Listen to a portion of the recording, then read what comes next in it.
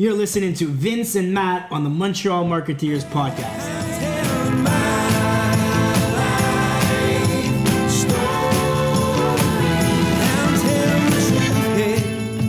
On this week's episode, we're storytelling with Neil Turner, who started his marketing adventures as an affiliate marketer who is now leading the marketing initiatives at FortNine.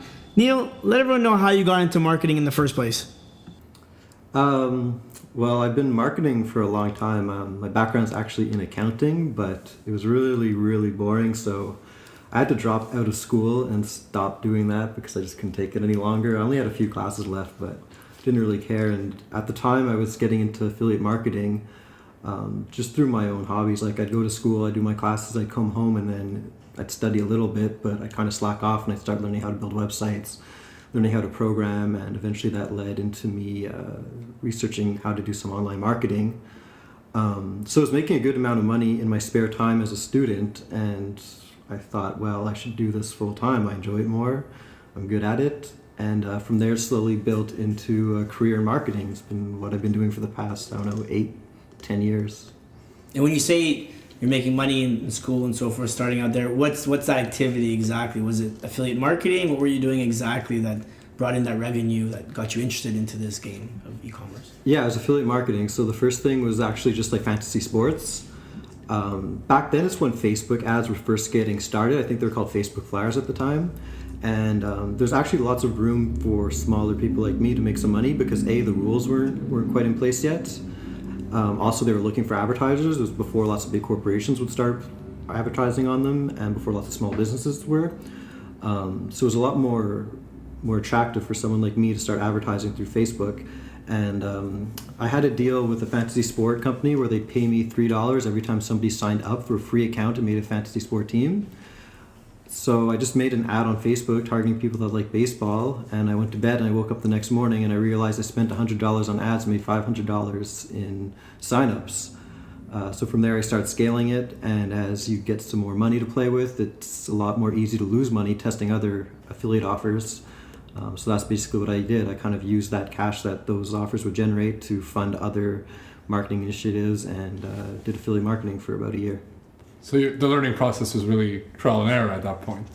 Yeah, before that I failed on a bunch of offers. Like, I was living at home as a student, so my disposable income, like I didn't go out that much, I didn't buy clothes. Like, my disposable income I kind of spent on my hobby, which was marketing. So like the first month I probably lost about $2,000 trying different offers on Google AdWords. That's before I decided to try some Facebook.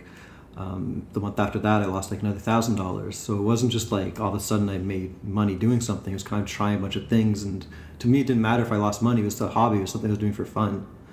So it turned out good for me, yeah. But it wasn't about that. So that's, I think, one of the reasons why it was successful too.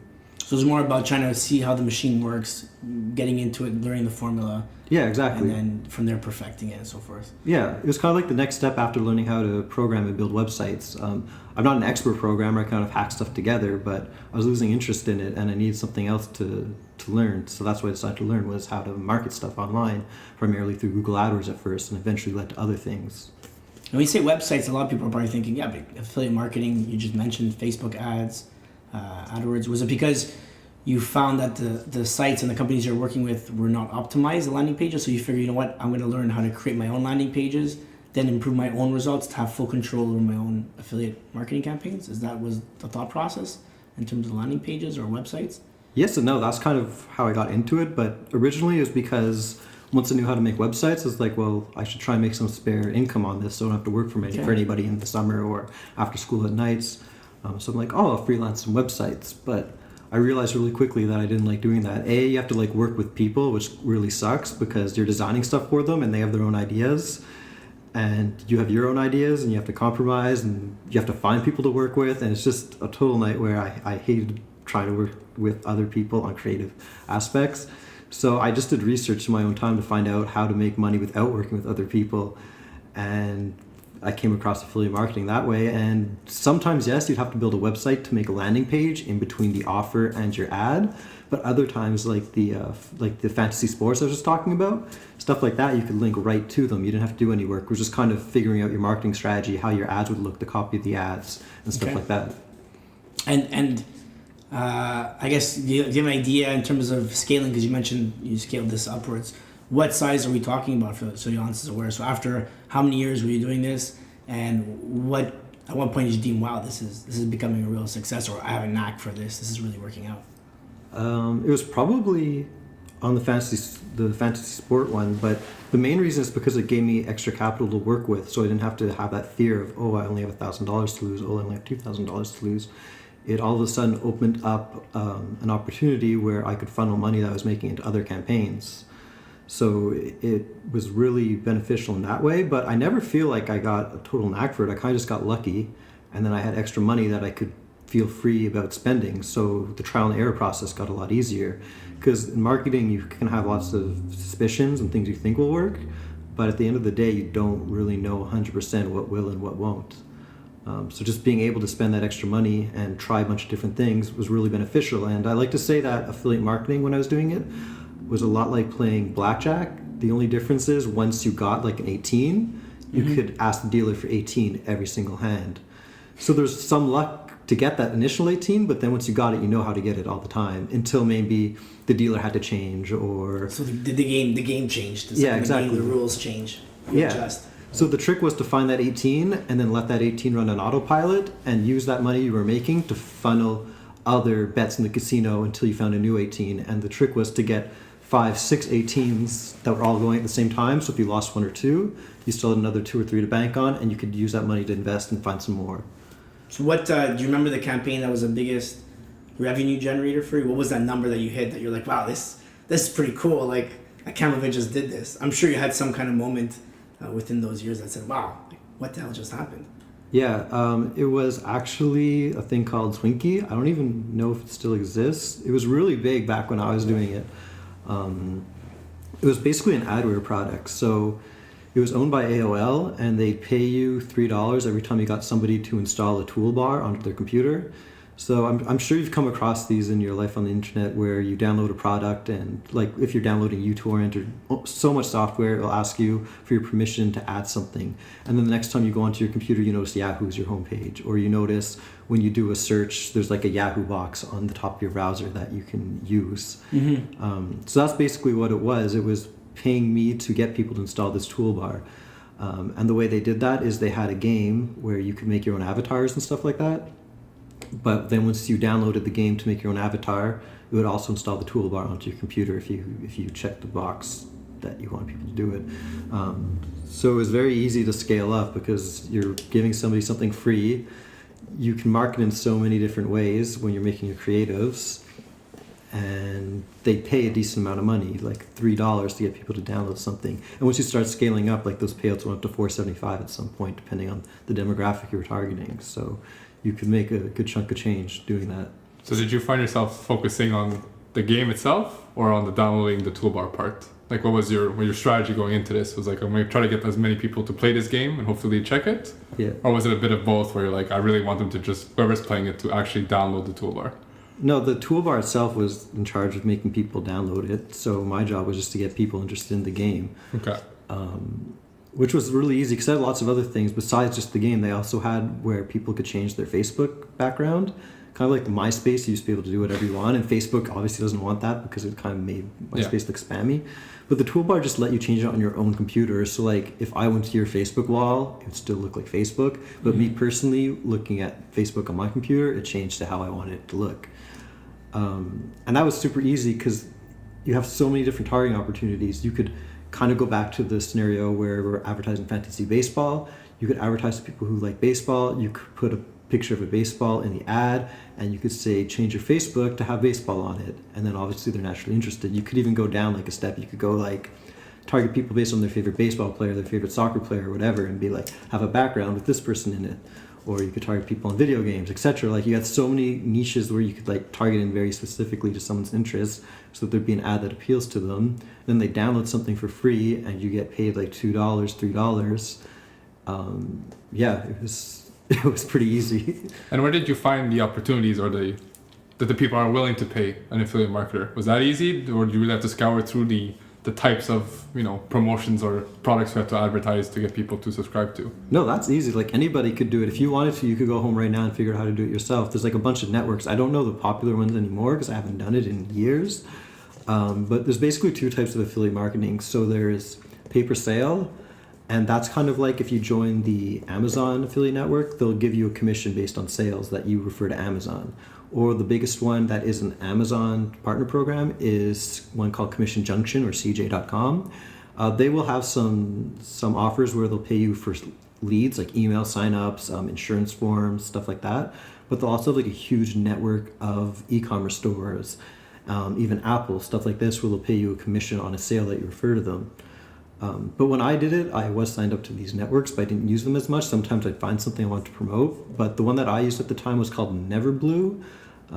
That's the one I use the most anyways, but I know they've changed names. I'm not sure what they are right now, but if you do like a search on Google for affiliate marketing networks, you'll find like a whole slew of them. And when you log in, they'll have a bunch of different offers. They'll have dating websites, they'll have games, mobile is huge now. So there'll be all sorts of like apps for phones that you can promote. And those, you might find one that's kind of easy because usually apps are free these days. So yeah, it's not too hard to find affiliate networks. When you started looking back on it now, do you think affiliate marketing is as much as an opportunity as it now as when you started, or you find it's a lot more people doing it, so it's not as the landscape's a lot more competitive? Oh, I don't know. Like there's probably just as much opportunity. It's just there's probably so much opportunity still, especially with like the mobile scene, like YouTube, television, video ads. Like there's so much because the internet's always evolving, and one huge thing about being affiliate is you're kind of at the forefront. So like Snapchat just released their advertising platform. Like I'm sure if you were a savvy affiliate, you could figure out a way how to monetize Snapchat since there probably isn't that many people advertising on it yet. You could figure out how to monetize so much stuff. Not even that, you could go back to like the traditional roots of affiliate marketing and just figure out how to make money through AdWords or SEO. Like it's unlimited how many different ways you can make money through affiliate marketing. So definitely probably still opportunity. The only problem with it is I refer to affiliate marketers, unless you have like a really good sound business in place and been doing it for a long time, but you're kind of like the drug dealer of the internet. You're like always hustling and like on the street corner trying to get people to get that sale. It's a good analogy. So that's kind of why I don't like it. Like you can make lots of money in it, just like you can make lots of money being a drug dealer, but at the same time you kind of never build anything of your own, which is the drawback. Now did this, because now you're obviously with Canada's motorcycle, FortNine. Do you find that this experience here led you to where you are today, working and leading their digital marketing objectives and goals? Did they start off by hiring you as an affiliate marketer for them to build that platform, or was this totally something different you want to try? No, like definitely. I met the president of Canada's motorcycle, FortNine, when I was doing affiliate marketing because it was a small community back then. I'd go to meetups with digital marketers, and he was just starting to get into building e-commerce websites. So I knew him from then, and we kind of lost touch when I stopped doing affiliate marketing and kind of took a break for a year or two. But when I came back, I reconnected with him, and I started working there actually doing everything. I was the second full-time employee, so yeah, I was doing marketing, but that was kind of like the last of my priorities at that point because we had so much other stuff to do. Like, if we don't get people's orders out in time, then we market Wait a them. second. You were the second employee, so therefore no customer service, nothing stable, nothing created yet. You guys created this from scratch, basically. Yeah, like when people would phone, it was me, the owner, and then his brother, who was vice president, who would take like all the customer service calls. And then the other guy, we had one other guy in the warehouse that would be in charge of like shipping stuff out. But then the day in rush, right before Canada Post comes for the last pickup, like everybody would just go to the warehouse and like tape up stuff and and same with returns, like people return stuff. So one of us had to go do the returns. So and how many employees are you guys now today? Oh, it depends on seasonality, but we're good like 40 to 50 full-time employees. That's over a span of how many years now? 4. Wow. And what's just to get an idea of scaling, because you are experienced in scaling businesses as well. So we're talking about, from a sales standpoint, what were they at then? What are they at now? If you're able to say, what are they at then? Where are they at now in terms of the size of the company and sales? Yeah, I don't really want to talk about sales per se, but we're probably like a good 7 to 8 times higher than what we were when we started. Very good. yeah. So same with employees, we're about like 8 times more, sales 8 times more. Okay. So what was taking it back then? What was some of the first strategies you implemented from a digital marketing scope to say, okay, we need to grow, we need to scale this business. There's potential here. And also, just to clarify for you, do you mind explaining exactly what FortNine is all about, as what they offer? Obviously, the motorcycle side of it, but what is it all about? Yeah, well, so we're Canada's largest online retailer of power sports equipment, like motorcycles, ATVs, snowmobiles, but just the equipment, so not the actual machines themselves. Like, we'll sell all different parts for them, aftermarket parts, exhaust, brakes, etc. We'll sell all sorts of like tools and maintenance products like oils, stuff like that, and we'll also sell the actual gear that you have to wear, so your helmets, your gloves, etc. And yeah, we've been doing it for a long time. And as Canada's motorcycle, it was just kind of one of those things which started as a small business, one guy finding an opportunity and pushing forward with it. But then at one point we've realized we had to make like an actual shift and build a brand around it. And the larger Canada's motorcycle got, the harder it got, because we got more customers we have to communicate that to. So FortNine is really about just making power sport equipment accessible to Canadians. And Canadian is like one of the big parts of that, because that's kind of where our niche is. If you go to the States, there's like big stores. Even Amazon does a decent job with motorcycle stuff there. So there's lots of competition. But as a Canadian, if you want to buy new brakes for your motorcycle or a helmet, if you buy from the States, you're going to pay duties. The shipping is going to take long. It's not convenient at all. You have to worry about the exchange rate. Or you can go to like your local shop and pay way too much for it and get crappy service and worry about returning it to them and all this stuff. So. And it's true, because I mean, the summer here is only 6 weeks, so if it takes you 4-6 weeks to get your brakes or replacement parts, like, you're kind of done for the season. You lost a lot of time. Yeah, so, and it goes a lot for other e-commerce niches too, like just catering to the Canadian market. It's very good because we're like a small enough that lots of larger US ones don't really take the time to do it properly. After all, like, it's easy for them to ship to us, but to actually like set up everything and do it really well, it's hard, and maybe it's not worth it to them. They have other things to focus on. So there's like a good little niche there for lots of different e-commerce stores. Canada's the smallest state, basically. Yeah. That's how they see it. Yeah, it's true. Yeah. So in terms of scaling that business from the get-go, what were some of the first strategies you did to kind of say, okay, like let's turn this, into from 2 employees, 4 employees to 10, 20, 30, now over 40? The backbone is just like providing good service and making sure everything works properly. Like, I know it's not like marketing per se, but like you can't market anything if the product's bad. Yeah. Marketing, if you have a good product, all of a sudden marketing becomes pretty easy because everybody wants it. So yeah, that's like the main foundation. If you were to go to any other website, especially Canadian ones, motorcycles, you buy something and then you get a phone call later saying, oh, sorry, I know you just bought that, but it's out of stock. We're gonna have to refund you. Do you want to exchange it? So little problems like that, which if you're trying to scale up an e-commerce company, really, really are not cost effective. Imagine if all of a sudden 30% of the orders that we placed online, we had to then go review, phone them, cancel them. That's such a customer service nightmare. It takes up a lot of time. Plus, it's not a good customer experience because they're pissed off that they didn't get the product they wanted. So just by building like an internal infrastructure in terms of like software developers, not actually web developers, they were like our last developers we actually hired, was a huge benefit to us because we were able to sync our inventory with the inventories of our manufacturers, stuff like that, and just make sure that everything on the website ran smoothly. And once the website's working good and you can provide a good service, marketing becomes easy. We set up like AdWords campaigns. We spend so much on AdWords. That's probably one of the biggest ways we scaled it. And people buy stuff and then they come back because it works good. One of Canada's only places to do it.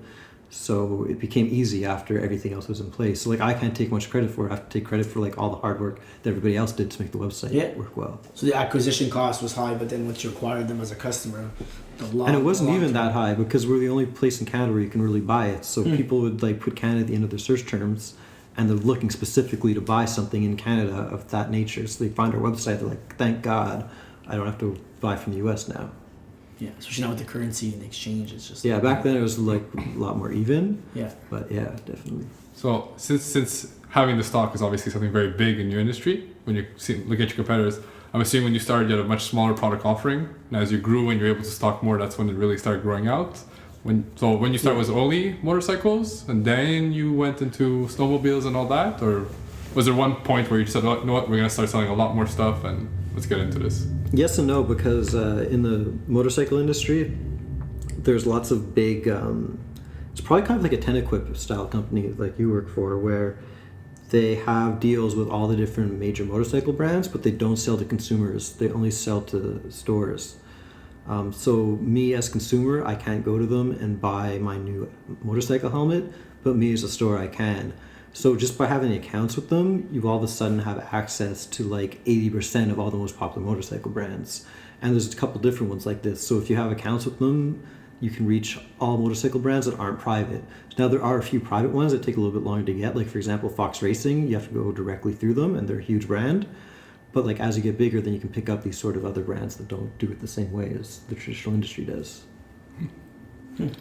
And when you say, to go back on that service, because I noticed when looking at your website, there's a lot of reviews, a lot of content. Service is not only played on the iCall and make a sale and so forth. You're also doing it from the start of someone searching for a solution, searching for the right product that fits their needs. At what point did you decide we got to go all in on YouTube videos, on content online? Because I'm sure there was a big transition from what your website was when you first started to making that move to content oriented and really customer oriented throughout the whole buying cycle, from placing the order but also from researching. Yeah, the biggest inspiration for that was due to us rebranding from Canada's Motorcycle to FortNine. We had to let Google know somehow that FortNine was a legitimate domain and that it existed before we actually did the switch. We didn't want to just all of a sudden one day out of the blue start redirecting all of Canada's motorcycle traffic to FortNine, and Google has to figure out what the heck's going on. So we hired a guy named Brian probably about 2 years ago now as a content writer. And he's been doing such a great job at it, and he's one of the reasons why we were able to succeed with the rebrand, because we put him in charge of doing a YouTube channel, and about 6 months before we switched from Canada's Motorcycle to FortNine, we published all his content on the fortnine.ca domain. So all of a sudden Google would start ranking us, seeing us that we exist, give us some domain authority, and it made the transition very smooth. And so you had both running at the same time, both platforms, right? Exactly. Just no e-commerce store on one. Yes. There's just it was just like the homepage and a blog with the content that we'd relay through YouTube and Facebook, all to that.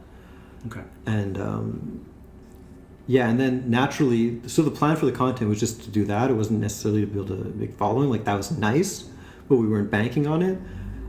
But Ryan did a great job with the videos, and people really liked him, and it built some sort of authority and relatability because he's a motorcyclist himself. He's really passionate about it, and people feed off that. So it naturally grew by itself as well, and it became another source of revenue for us. Interesting. Very cool. And on YouTube, for what I could see, type of videos you do, you have a couple different concepts. I know you do a lot of rides in the Quebec area. Mm-hmm. I saw product testing. Saw the one with the jeans. Very, very cool. I love the sanding of the jeans. I was like, why are they doing it? I'm like, oh, when you fall, that's genius. I'm like, I never saw it like that. So how do you guys start that off? You have a couple of products that you find people don't understand. Why am I paying more for this pair of jeans that's specifically for riding, whereas I can just buy a pair of Levi's and go with that? Yeah. Where's the inspiration from that? Why this product and not another one?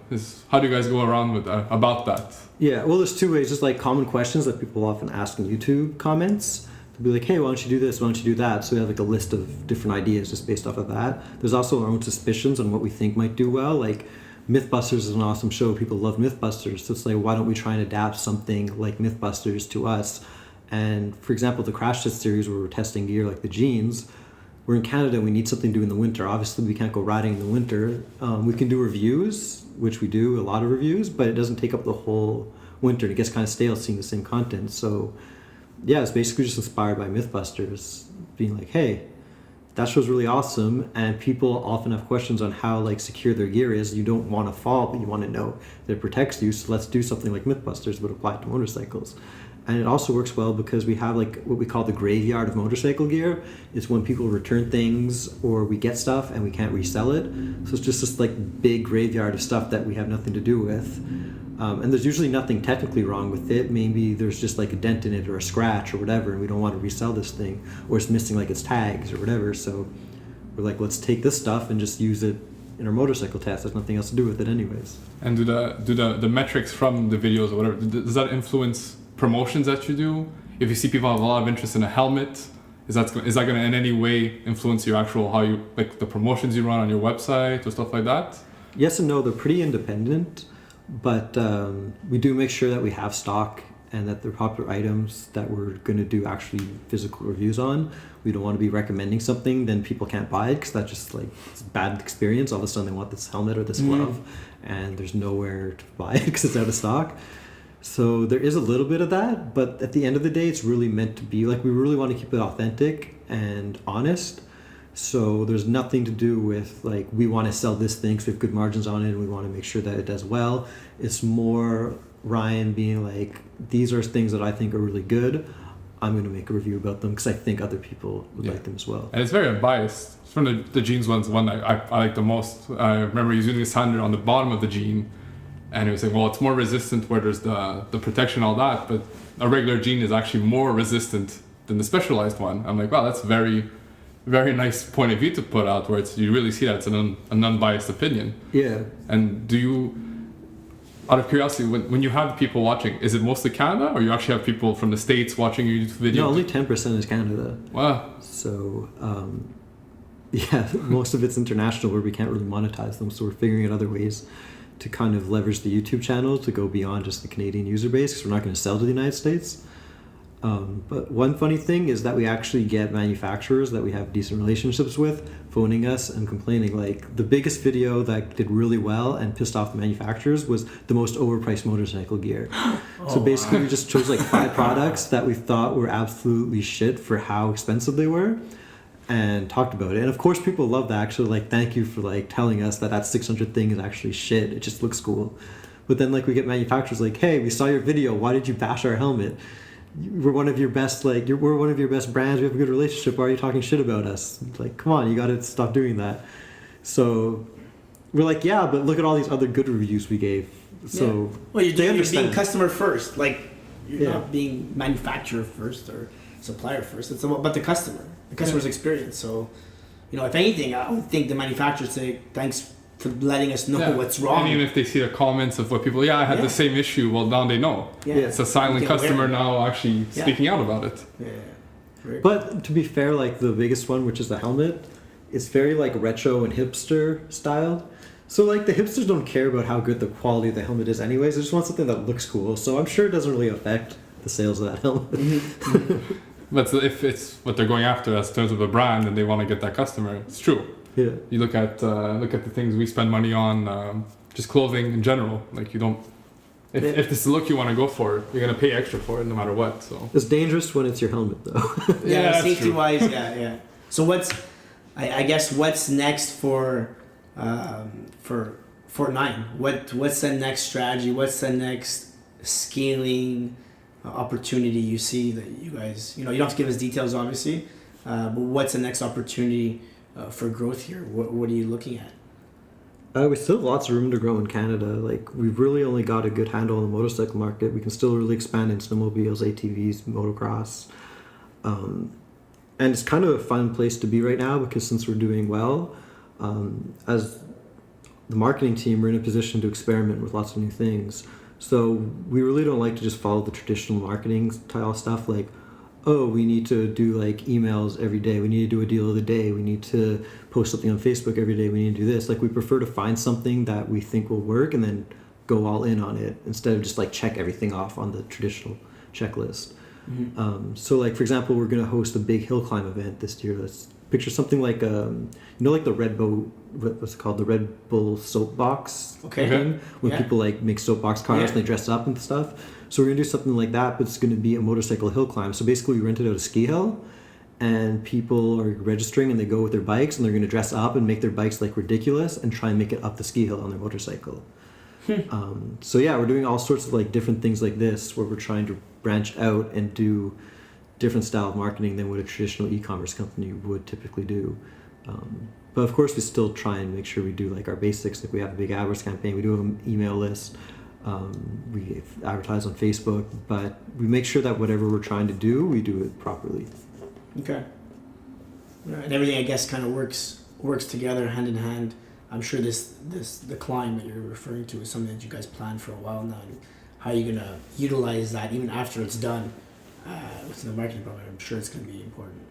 Yeah. gaining a lot of attention from your subscribers. Yeah, and it's one of those things you don't know. It could absolutely fail. Like, not many people could show up.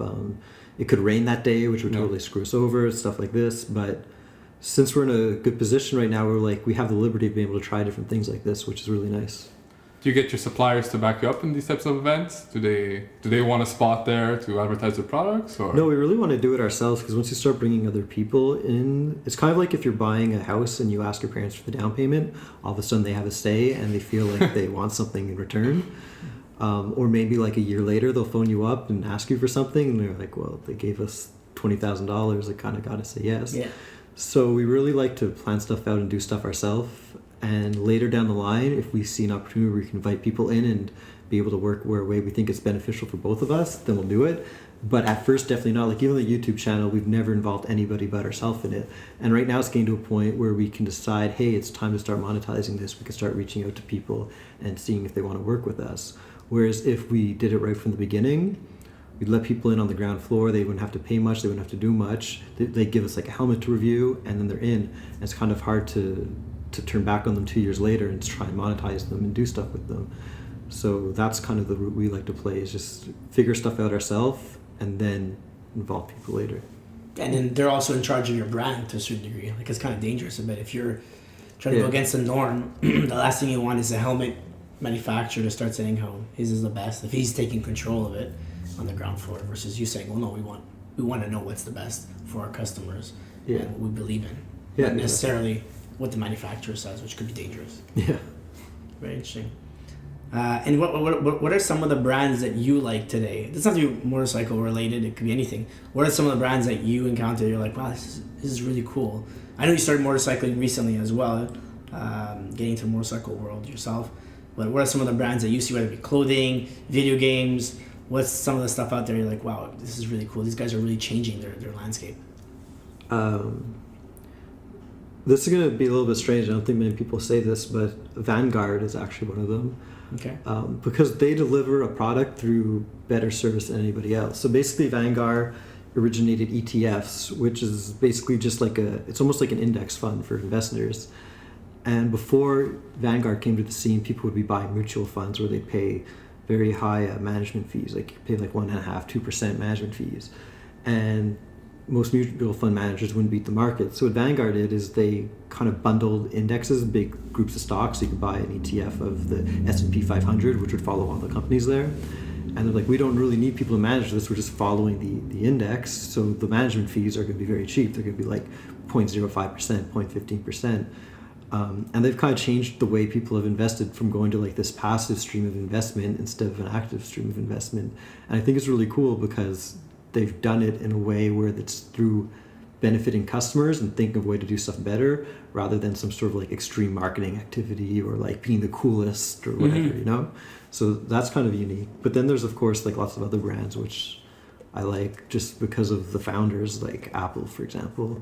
Like Steve Jobs was a genius. So So going on that, then who would you say would be your influential entrepreneurs, marketers? It doesn't have to be, marketers, or it could be, influencers and so forth. Who were the guys that really, and the gals that really kind of got you not only intrigued in this business, but just, I guess, get you thinking? You're like, wow, I'd like to be someone in their experience years down the line.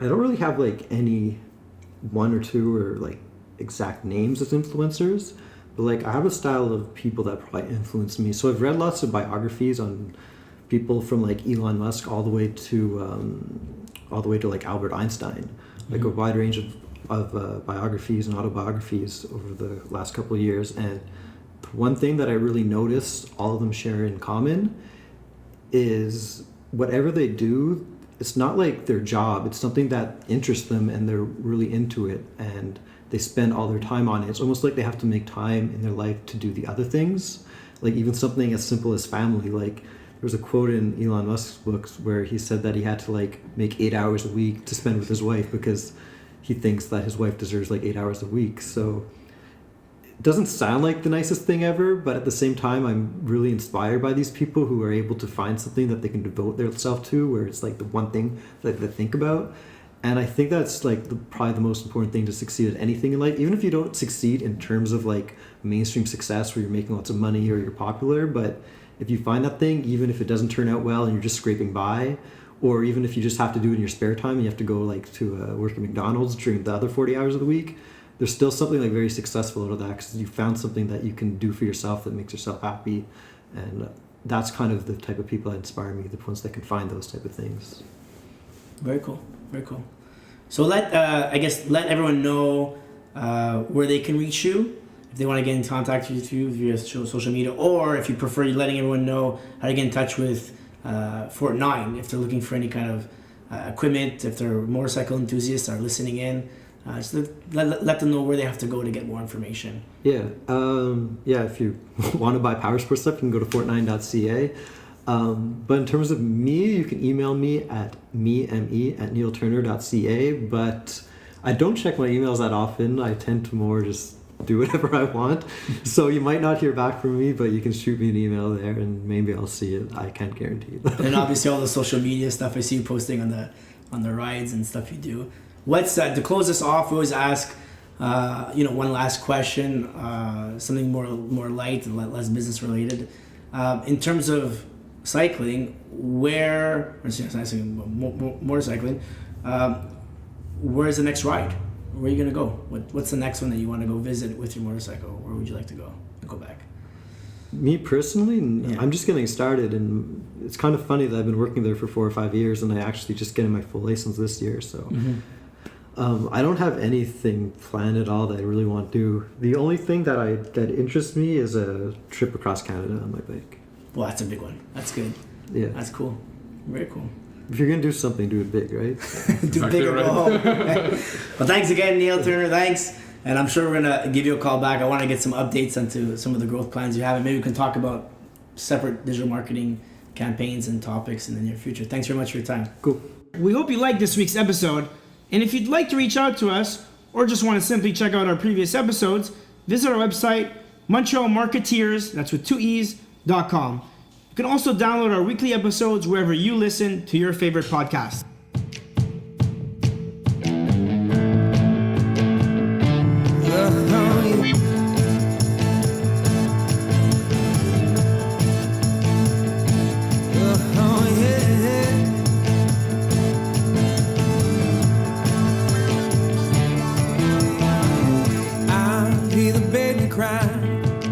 Waiting for the bottle